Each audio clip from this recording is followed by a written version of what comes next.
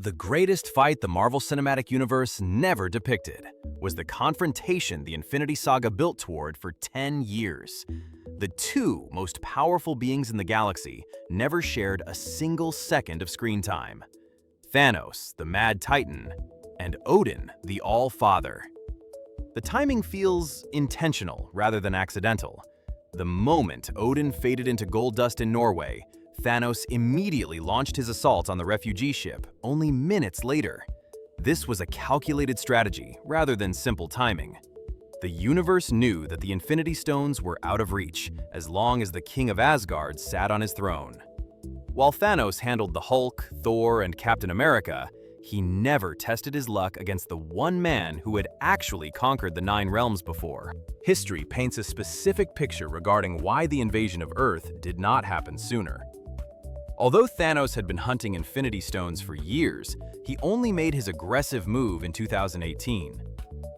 In 2012, he sent Loki to do the work, and in 2014, he used Ronin. He always employed proxies when dealing with territories under Asgardian protection. Earth was Midgard, one of Odin's protectorates, meaning an attack on Earth was an act of war against Asgard. Thanos was patient enough to know that a direct conflict with Odin would be a war of cosmic attrition that even the Black Order could not win. The Mad Titan measured his conquest by waiting for his greatest obstacles to remove themselves from the board. The elderly figure seen in Ragnarok was Odin at the very end of a lifespan stretching over 5,000 years. Prime Odin was a different entity entirely. This is the being who defeated Surtur at full power and took his eternal flame to lock him away. Odin fought and imprisoned Hela, the goddess of death, when she was at the absolute peak of her bloodlust. He united 9 entire dimensions under his banner through force. This matchup does not involve the tired king who needed the Odin sleep, but rather the warrior who built the Golden City on a foundation of defeated enemies. While Marvel movies hinted at it, the comics confirm that Odin's power extends beyond physical strength, into the Odinforce. This magical energy allows him to manipulate reality on a scale rivaling the Reality Stone itself. He stripped Thor of his powers with a whisper, transformed Loki's biology, and enchanted Mjolnir with a spell that no physical force in the universe could break. Against a physical brawler like the Hulk or base-level Thanos, Odin could simply banish them to another dimension or remove their durability. Thanos needed the gauntlet to stand on equal footing with a Skyfather-level being who possessed thousands of years of magical mastery, rather than simply to wipe out half the universe. If you are enjoying this analysis of the MCU's biggest unfilmed conflict, please subscribe to the channel. We release similar videos every week, so you do not miss the next one. Returning to the battle, let us analyze the specific weapons. A detail in the first Thor movie alters the context significantly.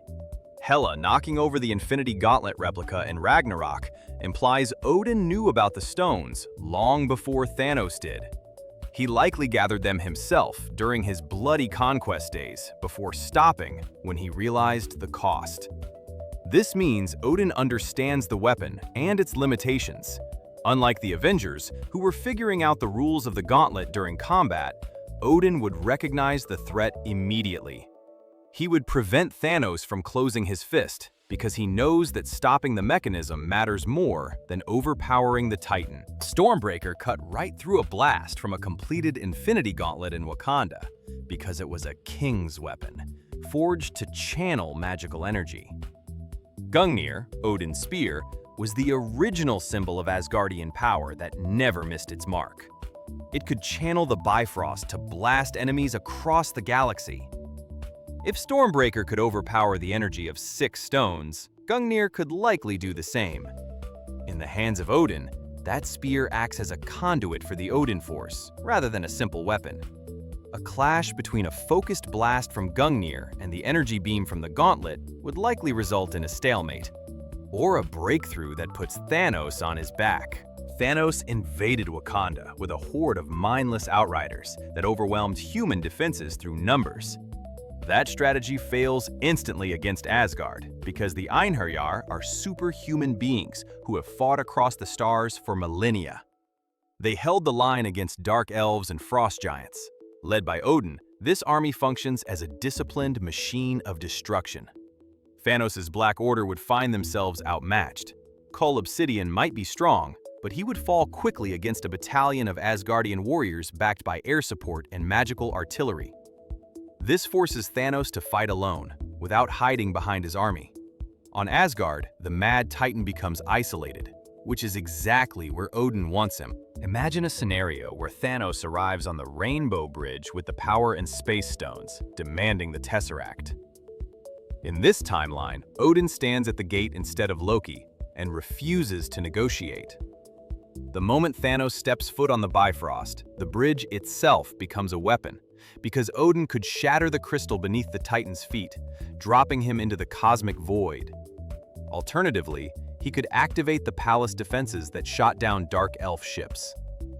Thanos is walking into a fortress designed by a paranoid war god. The massive home field advantage turns the Titan's confidence into a weakness. Doctor Strange demonstrated that fighting Thanos requires trickery rather than brute force. Strange used the mirror dimension and binding magic to nearly win. Odin could execute that strategy with significantly more raw power, as he does not need hand gestures to cast spells. He could turn the ground into quicksand or summon energy shackles that drain stamina.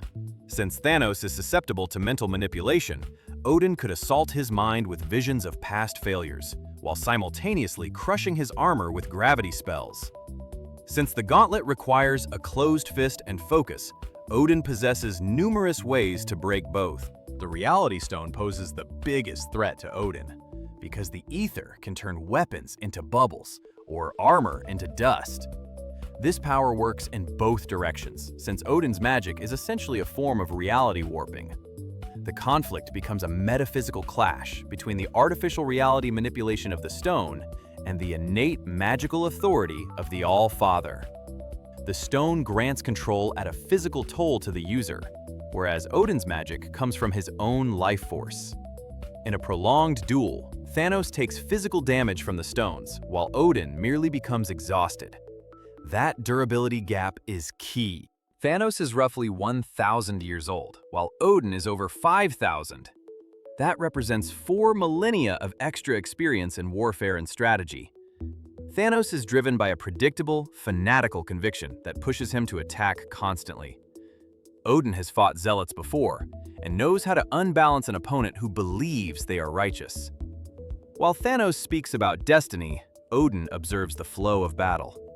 He would identify the gauntlet as the source of power immediately and target the arm with a precise, surgical strike, avoiding the emotional hesitation that caused Thor to fail. A dark possibility involves the sacrifices required for power. Thanos had to sacrifice Gamora to obtain the Soul Stone, but Odin has already made his sacrifices. He gave an eye for wisdom, sacrificed his relationship with his daughter to keep the peace, and banished his son to teach him humility. Odin understands the cost of power better than Thanos does. If the fight came down to a test of spirit within the Soul World, Odin would likely stare Thanos down and see a child mishandling a weapon he does not fully understand. If Thanos possesses all 6 stones and snaps his fingers instantly, he wins, because the weapon is absolute. However, Thanos rarely starts with the snap, and often holds back against opponents to prove a point. Attempting to brawl with Odin or overpower him with energy beams would result in defeat. The only way Thanos wins is by using the Time Stone or Reality Stone without hesitation. His desire to defeat the All-Father in combat, to prove his supremacy, is a major flaw. That moment of arrogance would allow Odin to drive Gungnir through his chest. If Odin wins, the universe looks drastically different, because the snap never happens and Tony Stark survives. However, a surviving Odin means Asgard remains the dominant superpower, and Earth remains a protected colony. The Avengers might never need to unite fully, because Odin would handle the major threats. Without the pressure and loss caused by Thanos, the MCU remains stagnant. Odin's victory preserves the status quo, while the defeat of Thanos forced the universe to evolve. The All-Father may have known his time was up, so that a new generation of protectors could rise. Looking at the feats and lore reveals a clear answer. A prime Odin defeats a base Thanos every time, though a fully assembled gauntlet ensures Odin loses because the stones rewrite existence. However, the battle on the bridge of Asgard, with only 2 or 3 stones in play, favors the All-Father. Thanos waited for the king to die, because he knew his crusade was doomed as long as Odin stood watch. Fear saved Asgard for so long, rather than mercy. Although the spear never clashed against the gauntlet, the evidence remains woven into the history of the MCU. Odin was the wall that held the darkness back, until it fell. This reminds us that timing dictates everything in this universe. Thank you to everyone who suggested this matchup, as this video exists because of your ideas. Please comment with other hypothetical battles you want to see analyzed. The most liked comment may determine the next video. Thank you for watching.